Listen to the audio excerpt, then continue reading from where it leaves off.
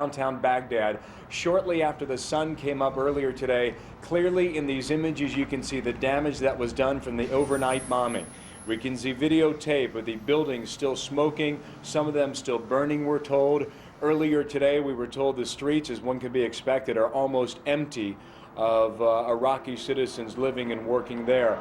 Last night, nighttime images right around 9 o'clock local time in downtown Baghdad. For about a 7-minute period, the shock and awe campaign was kicked off over Iraq.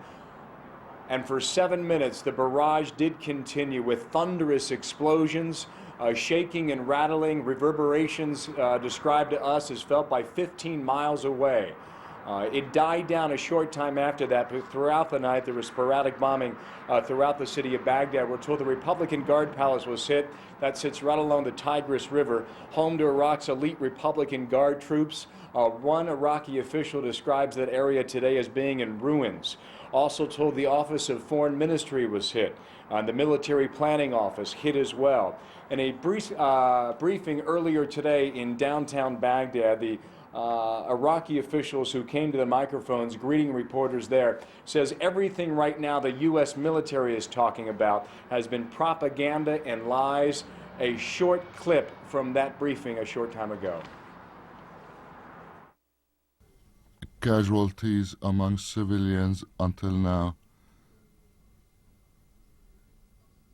In hospitals there are 207 people, women, children and other civilians, and we will take you, if you like, to visit them and see for yourselves.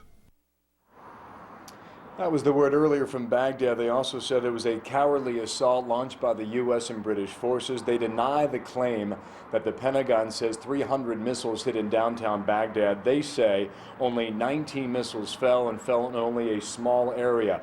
Another claim from the Iraqis earlier today in Baghdad. They say the prisoners taken as prisoners of war in southern Iraq were essentially civilians kidnapped, dressed up in Iraqi soldier uniforms. They again call this all lies by the U.S. military. We will hear from the military later today in Qatar.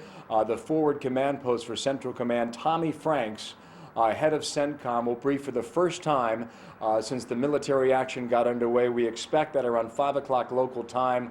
Back in the U.S., that's 9 a.m. Eastern time, again out of Qatar. The first time we will hear from Tommy Franks, and of course, you'll see it live here on CNN when that happens. More from Kuwait City a bit later. Now, Carol Anderson, back to you at the CNN Center. All right, many thanks to you, Bill Hemmer, live in Kuwait City. You know, something